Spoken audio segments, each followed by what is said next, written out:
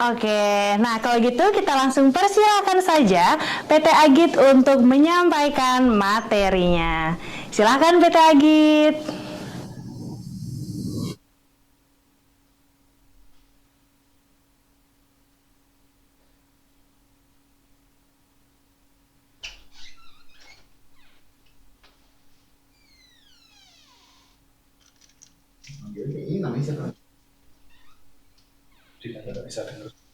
Oke, dari pihak PT Agit bisa mendengar suara dari kami di studio?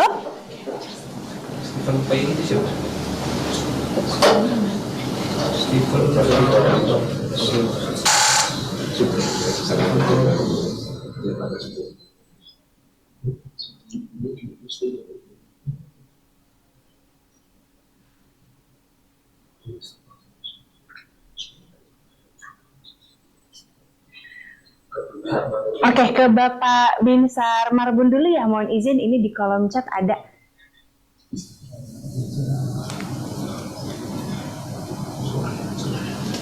Mohon maaf Pak, suaranya boleh lebih ditune up lagi?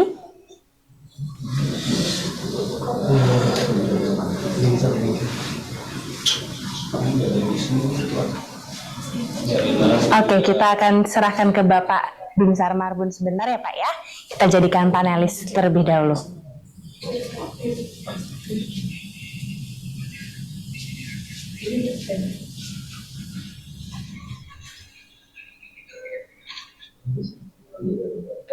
Semangat pagi. Selamat pagi Pak Binsar. Apa kabar Pak? Sehat, selamat pagi semua Bapak Ibu, sehat Mbak. Ya, boleh langsung aja Pak untuk presentasinya? Oke. Cepat ya. Silahkan Bapak Bin. Nanti presentasinya panitia. Oke, siap. Terima kasih Pak. Baik, semangat pagi Bapak Ibu. Sebelum kita mulai, kita berpantun dulu ya supaya enak suasananya. Ada kertas diberi perekat, kertasnya kuat, dalamnya hangat. Selamat aktivitas, wahai sahabat. Semoga kita tetap semangat. Terima kasih. Silakan slide-nya Bapak Ibu.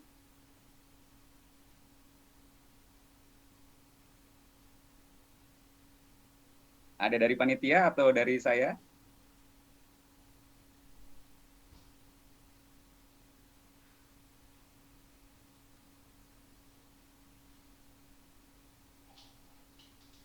Oke.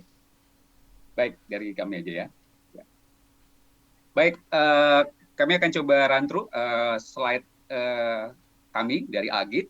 Izinkan saya untuk membagikan bahwa tema kita adalah Digital Trust for Secure Business Environment. Next slide, silakan. Kami Agit. Nah, ini adalah visi, misi dan visi kami. Di mana what biz are we in adalah digital services. Misinya adalah to deliver value in digital services. Visinya adalah digital service preferred partner. Value yang kami bawa dalam bisnis kami adalah VIPS, itu merunut kepada Catu Dharma, di mana kita menjadi valuable of the nation, inovasi world class excellent, preferred partner for customer, dan synergy teamwork. Kemudian kita bicara, next slide. Inilah journey-nya Agit, mungkin ini sebagai sejarah Agit seperti apa dari periode 1983 sampai 2017. Tadi Pak Ono sudah membagikan pernah di Astragrafia, ini Pak ceritanya ya, exciting banget yang dibagikan terkait machine learning. Nah, ini juga salah satu solusi yang kita coba kembangkan di Agit sebagai solusi partner kita. Next slide. Kita bicara market focus, sebenarnya kita fokus kepada ada otomotif ya, ada AGFO, kemudian automotive manufacturing distribution, government public sector, financial banking, oil gas and mining, ada retail juga, dan tentunya juga bicara healthy transportation dan untuk telecommunication. Jadi salah satu bagian yang kita coba deliver untuk market fokus kami saat ini. Lalu kemudian bicara partner principal, ini kita sudah beberapa banyak yang mungkin Bapak Ibu bisa perhatikan. Yang besar sebelah kiri mungkin itu IBM, kita sudah platinum business partner. Microsoft juga ada beberapa gold dan silver di situ dengan beberapa solution. SAP ini gold partner kami juga dengan solusi yang juga kita implement di beberapa Astra Group saat ini termasuk UT, dan beberapa partner lain seperti Google, Dynatrace, Oracle dan seterusnya. Bapak Ibu bisa lihat cukup banyak kami partner yang bekerja sama dengan kami saat ini. Lalu kita bicara major kredensial kita bicara automotive industries yang tadi saya sampaikan apa saja, banking termasuk BRI dan seterusnya, BCA, oil and gas ada juga di situ, beberapa banyak yang Bapak Ibu bisa perhatikan ya, consumer product groups, telekomunikasi, Telkomsel, XL, Axis semua juga ada di situ. Ada services meliputi kampus ya seperti Universitas Katolik Atmajaya, Multibio Nusantara, Pos Indonesia, semua dari situ. Lalu kalau kita bicara award, nah kalau kita bicara award, ini ada beberapa award yang kita raih dari tahun 2019 sampai dekade 2021-2022, ada beberapa yang belum kita publish. Di sini ada yang pencapaian yang kita lakukan dari sisi manajemen level maupun dari sisi business partner seperti itu. Oke, sekarang kita akan masuk ke digital trust. Tapi sebelumnya saya ingin sampaikan bahwa di dalam bisnis saat ini kita tahu bahwa ketika kita mengembangkan era digital ya saat ini, seperti tadi disampaikan oleh Pak Ono ya, ketika tapi ada satu hal, COVID-19 mengakselerate digital saat ini. Kita percaya itu dan itu membentuk satu kondisi di mana company harus betul-betul mempertimbangkan dan memperhatikan concern terkait bagaimana kita bekerja dinamis gitu ya. Dan kalau kita lihat sekarang bisnis bekerja dengan cepat karena COVID-19 mengakselerate itu digital transformasi dan baik itu bicara bukan hanya private sector tapi juga public sector juga harus berpikir ekstra untuk mencermati ini. Karena apa? Karena itu membuka kesempatan cyber security ya. Cyber akan masuk attach our environment. Di sinilah kita punya opportunity bagaimana kita bisa menjaga itu mitigasi di dalam serangan yang datang ya. Tadi ada ransomware dan sebagainya. Ini yang kita harus cermati bahwa bisnis tanpa trust itu akan menjadi pertanyaan ketika digital itu menjadi suatu esensi yang menjadi acuan kita untuk doing business, tapi ketika trust tidak ada, ini akan menjadi hal yang harus kita mitigasi. Dan ini Agit memberikan solusi untuk hal itu, bagaimana kita tetap doing business digital, tapi security kita juga bisa protect, walaupun kita notice bahwa sebenarnya berkembang cyber itu sangat dynamic ya. The past atau the next, itu kita bisa lihat menjadi satu lesson learned. Karena belum tentu cyber itu varian sekali bekerjanya, dari zaman dulu sampai yang akan datang, akan berkembang terus. Jadi mau tidak mau, like or dislike, kita akan harus adaptif dengan perubahan ini. Dan banyak solusi yang ada saat ini, tapi bagaimana kita bisa melihat digital trust itu menjadi satu, bukan menjadi opsi, menjadi satu emas yang harus kita lakukan untuk menjaga supaya bisnis kita bisa sustain. Di situ yang ingin kita bagikan terkait dengan digital trust untuk secure business environment. Next, saya akan dibantu oleh Steven, silakan. Ya, terima kasih Pak Binsar. Baik, jadi mungkin pertama-tama perkenalkan, saya Steven Palendongan sebagai Security dan System Management Delivery Team di Astragrafia IT. Jadi mungkin ketika kita berbicara tentang digitalisasi atau era digital seperti yang kita jalani hari ini gitu ya, menjadi satu hal yang tidak terhindarkan bahwa banyak hal dalam hidup kita yang dimudahkan gitu ya dengan adanya digitalisasi, di mana kita terhubung ke internet dan juga beserta dengan segala manfaat dan risikonya gitu ya, termasuk juga dengan bisnis ataupun enterprise yang kita jalankan gitu. Sudah menjadi satu keniscayaan gitu ya bahwa bisnis yang kita jalankan ataupun enterprise yang kita jalankan, at the end of the day semuanya akan terdigitalisasi gitu. Kalau zaman dulu mungkin ada pekerjaan yang kita lakukan secara manual, secara analog gitu ya, dan membutuhkan waktu 1 jam katakanlah untuk diselesaikan. Nah, di zaman sekarang kita mungkin dengan adanya digitalisasi, semua pekerjaan kita lakukan dengan otomasi, digitalisasi dan lain sebagainya, mungkin kita cukup membutuhkan waktu 15-30 menit gitu ya. Kemudian juga berbicara tentang time to market gitu ya, yang mungkin kita rasakan sekarang meningkat gitu ya, menjadi lebih cepat. Artinya ada satu percepatan, ada satu akselerasi yang dihasilkan dari digitalisasi dalam bisnis. Kemudian ketika kita berbicara lebih lanjut tentang digitalisasi dalam hal bisnis dan enterprise, International Data Corporation atau IDC ini merumuskan satu framework terhadap bisnis digital yang dikenal dengan nama Future Enterprise, di mana Future Enterprise berbicara tentang bagaimana suatu perusahaan, satu enterprise gitu ya, untuk dalam kaitannya dengan inovasi, kemudian produk atau service delivery, kemudian bagaimana enterprise untuk empowering karyawannya gitu ya, kemudian melakukan engagement dengan customer, semuanya itu digitalisasi seperti itu. Dan dalam Future of Enterprise yang disusun oleh IDC, ada 9 key priorities yang menjadi acuan gitu ya dalam kita menjalankan atau mencapai future enterprise. Yang pertama adalah future of ecosystems, kemudian future of operations, kemudian ada future of work, future of intelligence, kemudian future of digital infrastructure, kemudian future of connectedness, kemudian future of customer experience, future of digital innovation, dan yang terakhir ada future of trust. Dan mungkin untuk di sesi kali ini kita akan lebih banyak membahas tentang future of trust, tentang bagaimana trust itu bisa menopang jalannya bisnis di masa yang akan datang atau di masa digitalisasi saat ini. Mungkin kalau kita berbicara tentang trust dan yang berdasarkan framework yang disusun oleh IDC, ada 5 elemen dari trust itu sendiri. Yang pertama adalah risk, di mana risk ini merupakan satu foundational layer gitu ya dalam in the way kita mencapai satu trust dalam bisnis, di mana risk ini berbicara tentang bagaimana kita selaku business owner untuk memiliki visibility dan mampu untuk mengidentifikasi risiko dan negative outcomes yang mungkin dapat terjadi terhadap perusahaan dan bisnis.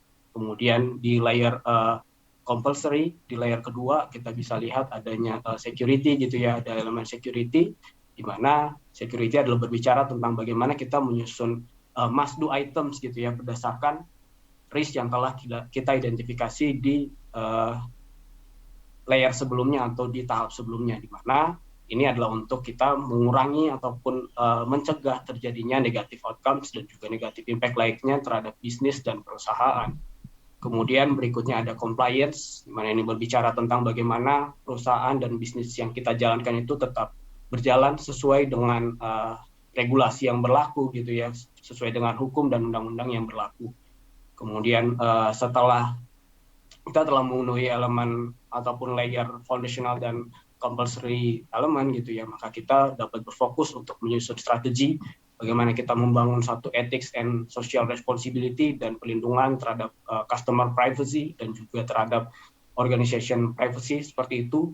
Dan pada akhirnya sebagai outcome adalah kita capai pada satu level of trust, di mana trust ini akan berbicara tentang bagaimana kita mendapatkan kepercayaan gitu ya dari pelanggan gitu, dari dunia luar terkait bagaimana kita mempunyai tata kelola yang baik, kemudian ekosistem yang baik, kemudian juga dalam menjalankan bisnis itu sendiri kita dapat melakukan enablement terhadap trust itu sendiri, seperti itu. Kemudian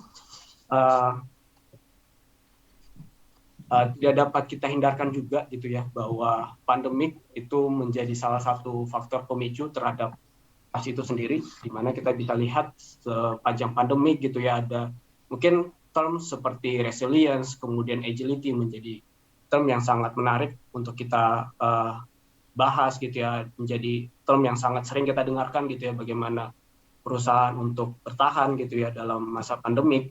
Kemudian di masa post pandemik, di masa-masa sekarang ini mostly perusahaan itu sudah tidak cuma berfokus pada teknologi dan efisiensi, tapi juga berfokus kepada bagaimana caranya kita untuk membangun trust gitu ya dalam hal bisnis dan perusahaan itu sendiri. Kemudian ketika kita berbicara tentang trust, itu bukan cuma sekedar tentang security, tapi yang lebih daripada security itu adalah tentang baseline gitu ya. Ada satu baseline yang kita bangun untuk menjalankan digital business activity, di mana baseline tersebut membantu organisasi ataupun enterprise untuk melakukan identifikasi, melakukan assessment, kemudian melakukan manajemen terhadap risk yang mungkin terjadi gitu ya. Kemudian yang kedua, bagaimana baseline tersebut ketika kita menjalankan organisasi gitu ya, untuk memastikan ketaatan ataupun compliance gitu ya terhadap regulasi dari sisi industri dan juga dari sisi governance gitu ya. Kemudian dan yang terakhir sebagai outcome gitu ya akan menjadi satu baseline untuk organization untuk menciptakan value gitu ya, bagi baik itu bagi customer, bagi organization dan juga bagi pertumbuhan ataupun growth dari enterprise itu sendiri.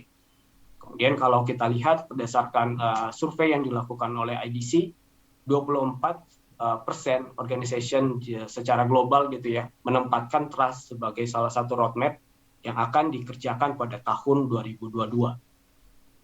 Kemudian ketika kita bahas kenapa trust itu menjadi satu hal yang matters gitu, kenapa why the future of trust is matters gitu, karena kalau kita lihat faktor yang pertama, digital first world, sekali lagi mungkin kita tidak bisa menampilkan menjadi satu keniscayaan bahwa semuanya akan terdigitalisasi gitu ya, bisnis, ekonomi, semuanya akan terdigitalisasi, sehingga itulah salah satu faktor kenapa future is matters gitu ya, future of trust is matters. Kemudian yang kedua, kita berbicara tentang kerentanan dari sisi security. Dengan kemajuan teknologi, dengan digitalisasi, itu juga menghadirkan satu kerentanan atau vulnerabilities dari sisi security, di mana adanya kenaikan cyber attack ataupun cyber threat gitu ya. Kemudian yang dibarengi juga dengan berkembangnya teknologi dari security itu sendiri, sehingga new vulnerabilities ini atau kerentanan-kerentanan baru yang dihadirkan dalam masa digitalisasi ini juga ikut mendorong future of trust menjadi satu hal yang sangat penting untuk kita perhatikan.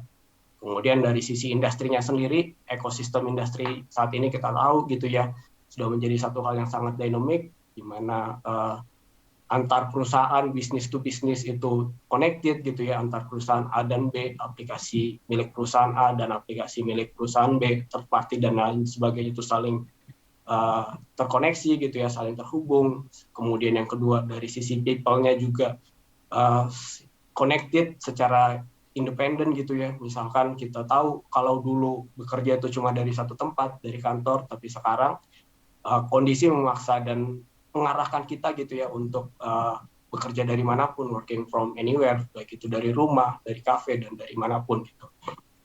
Jadi itu juga menjadi salah satu faktor yang mendorong kenapa future of trust menjadi satu hal yang cukup matters, yang cukup penting untuk kita perhatikan di masa-masa sekarang ini. Kemudian masih berdasarkan survei dari IDC, kita bisa lihat bahwa investment terhadap security product dan juga security software di hardware dan software mulai dari tahun 2020 sampai dengan yang akan datang 2023 itu terus naik gitu ya. Kalau kita lihat kenaikan investmentnya mulai dari tahun 2020 sampai dengan yang akan datang di tahun 2023, untuk security hardware itu ada kenaikan investment sekitar 8,6%, kemudian untuk security software itu menjadi ada kenaikan dari tahun ke tahun, menjadi dari tahun 2020 untuk yang akan datang di tahun 2023 menjadi 9,6%. Kemudian bisa kita lihat juga bagaimana cara kita bekerja juga turut bertransformasi. Kalau dulu kita cuma tahu bekerja itu lewat desktop gitu ya, namun sekarang kita sudah bekerja lewat laptop gitu ya. Kalau dulu desktop satu perangkat yang tidak berpindah gitu ya, yang ada di kantor, maka akan menggunakan jaringan kantor yang cenderung lebih secure gitu ya. Namun dengan era sekarang kita bekerja dari laptop yang sangat mobile gitu ya, bisa bekerja dari kantor, dari rumah, dari kafe dan lain sebagainya. Yang mungkin kalau di kantor kita bisa memastikan bahwa jaringannya cukup secure, tapi ketika sudah keluar kita tidak punya cukup visibility terkait dengan bagaimana keamanan dari jaringan yang akan kita gunakan. Kemudian tren yang juga bergeser karena COVID gitu ya. Kalau dulu kita cuma tahu working from office, bekerja adalah dari kantor gitu ya. Namun sekarang kita kenal dengan istilah working from home ataupun working from anywhere, dan mungkin salah satu faktor yang menjadi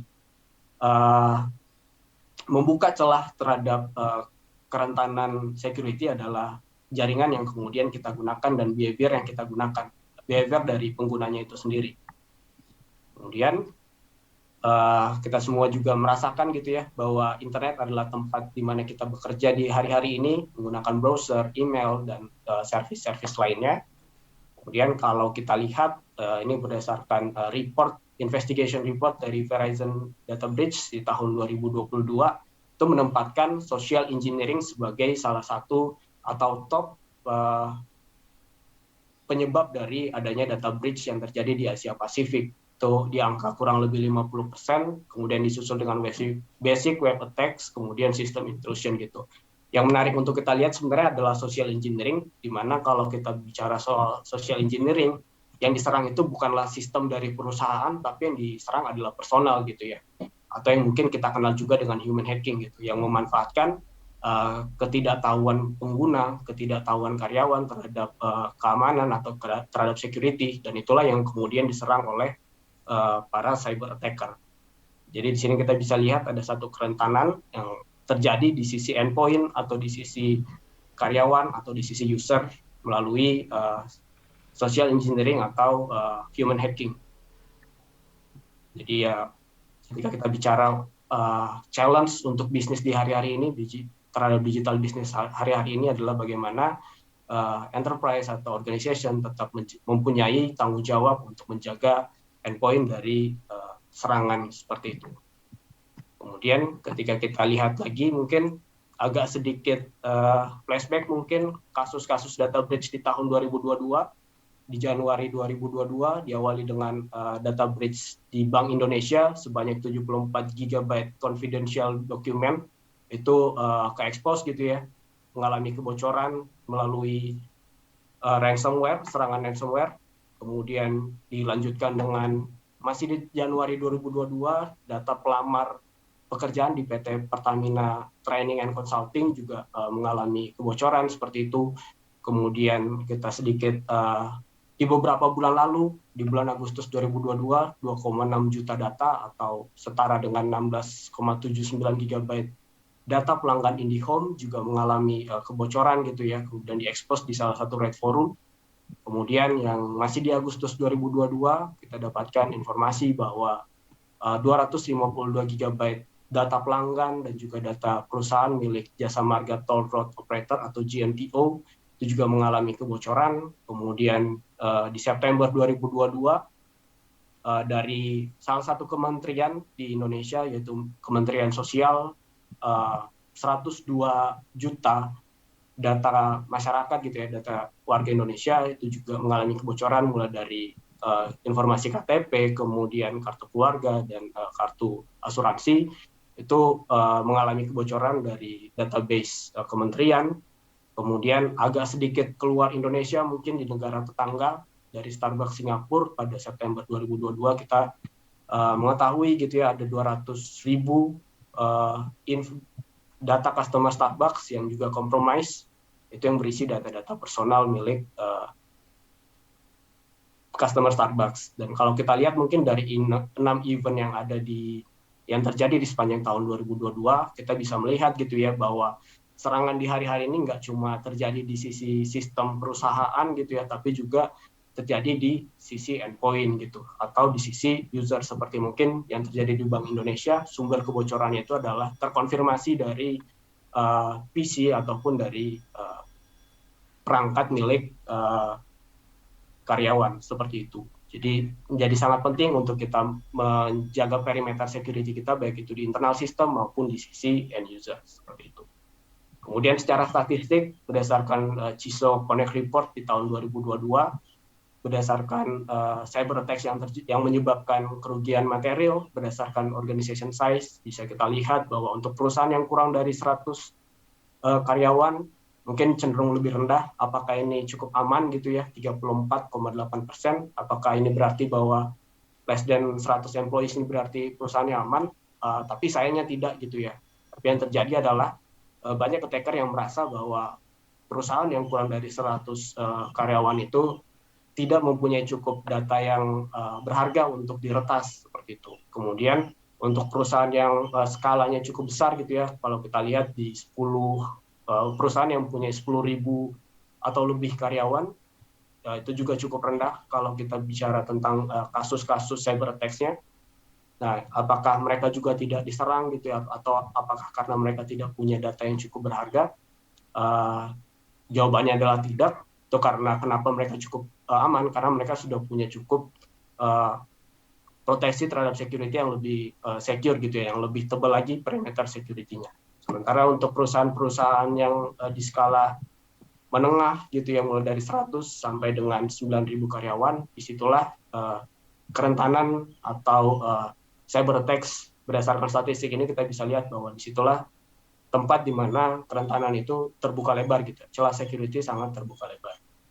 Kemudian berdasarkan industri, kita bisa juga lihat bahwa salah satu industri yang cukup banyak mengalami serangan gitu ya adalah di construction and masonry, atau mungkin kalau bisa kita bilang ini juga salah satu industri tempat UT saat ini berjalan gitu ya. Jadi ini berdasarkan survei IDC merupakan salah satu industri yang cukup rentan untuk mengalami cyber attacks, mungkin dikarenakan karena perusahaan construction dan machinery merasa mungkin bahwa IT dan security bukan merupakan satu komoditi yang cukup berharga gitu. Tapi berdasarkan survei ini bisa berikan kita sedikit insight gitu ya, bahwa ini menjadi satu hal yang perlu untuk kita perhatikan, untuk kita jaga perimeter security-nya.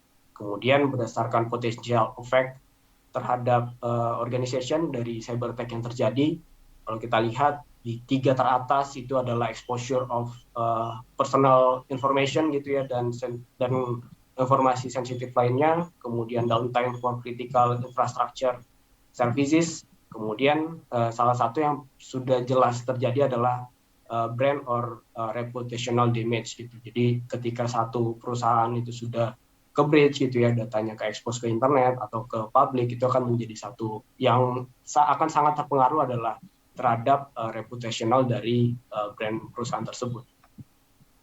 Kemudian berdasarkan kalau kita lihat tren di Asia Pasifik, ini berdasarkan survei yang dilakukan oleh IDC di sebelah kiri, kita bisa lihat gitu ya, ini adalah investment terhadap security products. Kalau kita lihat mungkin yang paling tinggi adalah di layer network security, itu ada 41% investment terhadap security product. Kemudian di sisi ketika kita bicara perlindungan atau proteksi di sisi end user atau endpoint, itu menempatkan zero trust model atau zero trust network access menjadi salah satu products yang investmentnya paling rendah gitu, di 12,3%. Dan ini apakah menjadi satu hal yang baik? Sebenarnya tidak juga. Ini berarti membuka satu celah kerentanan security yang mungkin di mana kita bisa diserang bukan lagi di sisi internal network atau di internal system, tapi yang diserang adalah di sisi user dari perusahaan itu sendiri. Kemudian ketika kita lihat di survei yang kedua atau di report yang kedua, ini menempatkan berdasarkan CISO Connect Report di tahun 2022, secara global itu menempatkan identity sebagai salah satu security perimeter yang efektif untuk diimplementasikan. Kalau kita lihat gitu ya, dari skala 1 sampai 5, brand atau model security di sisi identity yang sudah diimplementasikan secara global itu menempatkan salah satunya adalah untuk kalau kita lihat ya di Zero Trust model itu menempatkan di posisi keempat, ada di posisi keempat untuk implementasi Zero Trust model dengan bobotnya itu 3,18 dari 5. Jadi ini merupakan, kalau kita lihat benang merah yang bisa kita tarik sih, secara global itu menempatkan Zero Trust, implementasi Zero Trust model ini menjadi satu hal yang penting, menjadi satu hal yang kritikal untuk kita capai gitu, demi mengamankan perimeter security dari satu perusahaan. Kemudian berdasarkan berdasarkan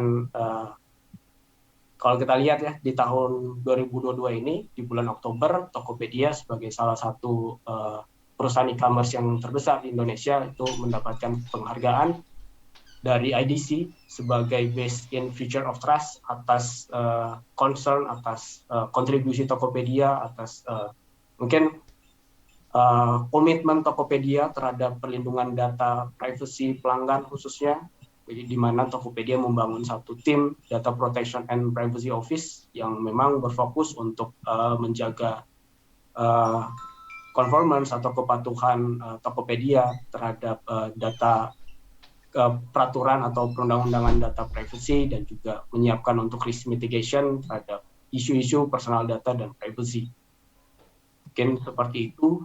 Dan kalau kita lanjutkan dari sisi paradigma yang saat ini kita bangun gitu ya, itu sudah berevolusi gitu. Kalau dulu mungkin dulu kita meyakini gitu ya, inside is trusted but outside is untrusted gitu. Jadi misalkan kita ada di kantor, maka semuanya itu adalah trusted, sistemnya akan trusted, dan ketika kita di luar kantor maka itu untrusted gitu. Di luar sistem kita itu menjadi untrusted, namun semuanya sudah mulai untuk bergeser di hari-hari ini. Kita harus membentuk satu paradigma baru, yaitu trust no one but always verify, seperti itu.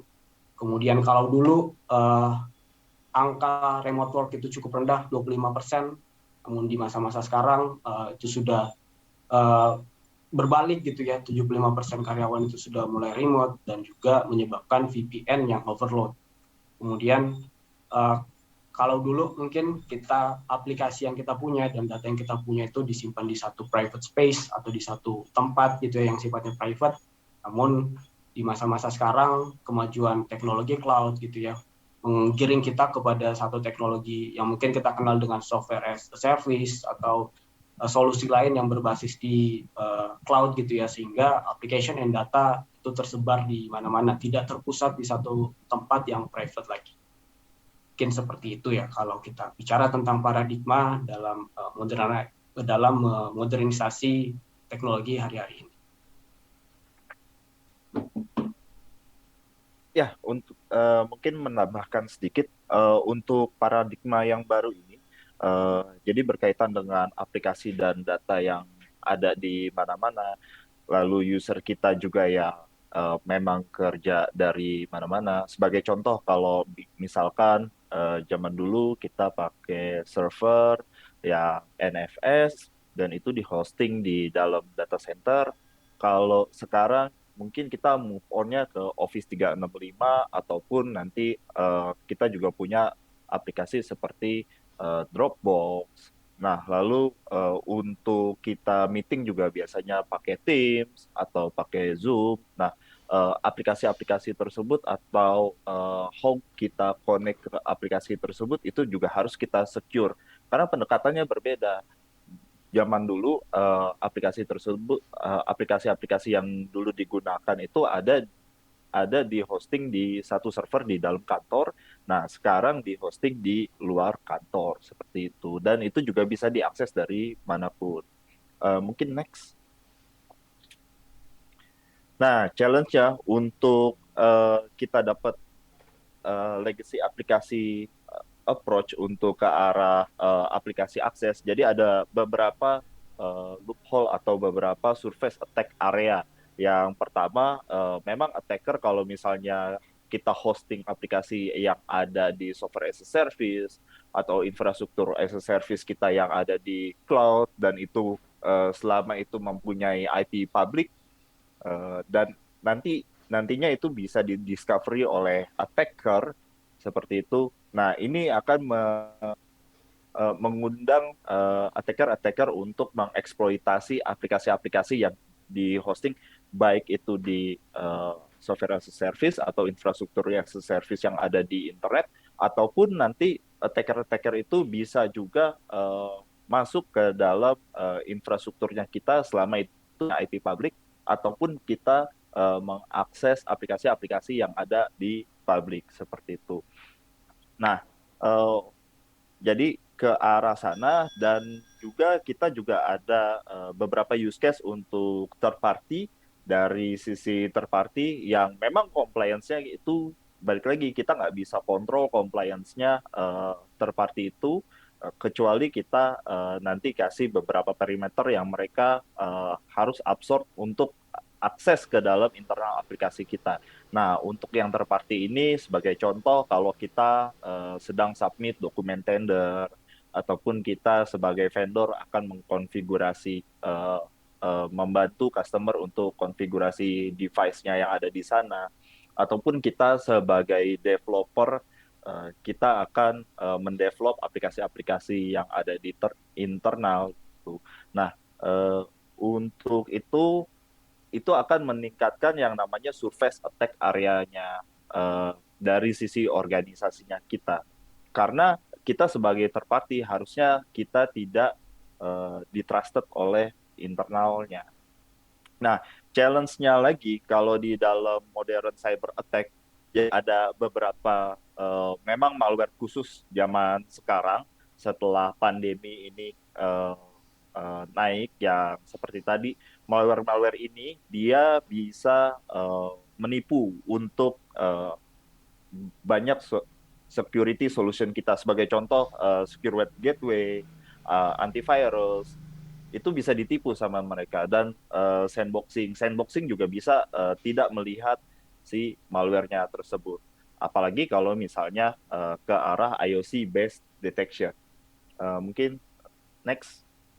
Nah, salah satu contohnya itu adalah browser exploit. Mungkin teman-teman di IT ada yang familiar dengan Redline Stealer. Jadi kalau Redline Stealer ini dia memang nanti akan mengeksploit yang namanya browser CVE yang ada di sana. Jadi mereka itu akan serving exploit code yang ada di situ, dan browsernya ini dia akan mengeksekusi untuk exploitnya itu tadi tersebut. Nah, apa yang dirasakan sama user? Sebetulnya user itu bisa merasakannya itu, misalkan konfigurasi dari browsernya itu nanti berubah, ataupun search engine-nya itu nanti otomatis berubah. Nah, untuk spesifik ke Redline Stealer, password-password yang ada disimpan di dalam browser ataupun kartu kredit yang kita simpan di dalam browser itu bisa diexfiltrasi oleh Redline Stealer tadi. Nah, khususnya si Redline Stealer-nya ini dia dia akan berevolusi terus-menerus dan dia akan sulit untuk terdeteksi baik itu di antivirus biasa, secure web gateway biasa ataupun sandbox yang biasa. Oke, mungkin next. Nah, terus yang kedua itu ada juga kita punya sekarang malware yang baru, kita sebutnya highly evasive and advanced threat. Ini salah satunya adalah HTML smuggling untuk taktik, teknik, sama prosedur. Kita bilangnya modus operandinya. Jadi salah satu namanya itu Mekotio. Mekotio itu nanti dia masuknya ini sebagai uh, phishing email dulu. Jadi masuk ke dalam phishing email, lalu dia akan biasanya user itu tidak sengaja klik atau sengaja klik, dia akan masuk ke web browser yang memang serving HTML code yang sudah disusupi oleh HTTP headers tertentu. Nah, HTTP headers tertentu itu pilotnya dia akan mendownload secara dynamic, dan ini sulit sekali untuk dideteksi oleh antivirus biasa ataupun sandboxing yang biasanya. Nah, setelah itu pilotnya itu dia akan terdownload ke dalam browser di masing-masing PC atau masing-masing laptop yang dipakai oleh end usernya kita. Nah, jadi setelah misalnya sudah terdownload di dalam browser itu ada yang namanya proses untuk eksekusi. Nah, proses eksekusi ini dia yang akan mendownload seperti eh, ransomware atau CNC malware ke dalam situ, dan itu juga bisa menjadi eksfiltrasi atau pintu masuk daripada uh, surface attack area atau attacker, threat actor yang ke dalam uh, environment-nya teman-teman yang ada di sini. Tuh, mungkin next. Nah, kalau sekarang ada pendekatan yang berbeda. Kita sebutnya adalah browser isolation atau isolation access. Jadi balik lagi ke konsep yang tadi, zero trust network, trust no one, always verify. Jadi apa yang dilakukan oleh isolationnya ini, semua aktivitas daripada eksekusi browser atau eksekusi akses, baik itu nanti akses ke arah internet dari user ataupun kita mencegah dari arah user ke dalam aplikasi. Nah, semua prosesnya ini nanti akan dieksekusi di dalam isolation core. Jadi isolation core ini bisa nanti adanya di cloud ataupun bisa juga adanya di on-premise. Dia akan mengemulasi browser atau mengemulasi uh, prosesnya di tempat yang berbeda daripada si endpoint-nya. Dan kalau misalnya sudah selesai diemulasi, dia akan men-streamingkan konten-kontennya dengan menciptakan air gap system yang berbeda. Seperti itu. Oke, mungkin boleh lanjut. Jadi ini kita lanjutkan untuk Zero Trust Network Access. Apa sih Zero Trust Network Access? Jadi untuk proses ini, jadi kita akan memverify semua daripada user. Jadi user-user baik itu nanti usernya dari internal kita verify, ataupun dari third party juga kita verify. Dan untuk compliance device-nya, nanti kita juga ada yang namanya device checking, itu juga kita validate di dalam situ, dan kita limit untuk aksesnya. Misalkan user A hanya boleh ke dalam aplikasi web browser B yang ada di internal application. Nah, itu semua kita limit dan kita isolate prosesnya di dalam platform yang namanya isolation core untuk security. Nah, model user aksesnya itu seperti apa? Nanti bisa melalui user portal ataupun bisa melalui agent. Jadi nanti yang akan dilihat itu terhadap si user security, kita bisa mengkontrol untuk file upload atau file download, dan di dalam situ juga ada emulasinya. Jadi tidak semerta-merta file aslinya dia yang akan diupload atau file aslinya dia yang akan di-download, melainkan hanya kopian file daripada itu. Yang kedua, kita juga punya document isolation. Lalu juga untuk beberapa website yang memang atau beberapa aplikasi yang mengarah ke dalam internal ataupun eksternal yang kita lihat usernya ini kira-kira secara compliance itu tidak memenuhi syarat, kita bisa memberikan akses kepada mereka untuk read-only access. Nah, lanjut lagi untuk application security, karena tadi kita menerapkan Zero Trust Network, jadi aplikasi itu juga akan terhide dari internet, sehingga threat actor yang ada di luar sana itu tidak bisa membaca untuk aplikasi-aplikasi internal, baik itu nanti aplikasi yang ada di data center, ataupun aplikasi yang bersifat infrastruktur as a service atau platform as a service. Jadi kita bisa